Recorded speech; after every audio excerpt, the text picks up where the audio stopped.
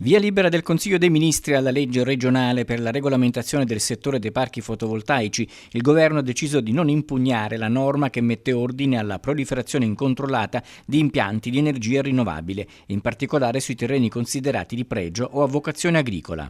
La legge ha avuto un iter di realizzazione molto importante e che ha trovato il coinvolgimento dei portatori di interesse e prevedeva e prevede una serie di indicazioni. Ad esempio, non è possibile utilizzare più del 3% di superficie per ciascun comune per mettere a dimora impianti di fotovoltaico. Con il disco verde del governo centrale, il Friuli Venezia Giulia diventa la prima regione italiana ad aver emanato una legge sul tema.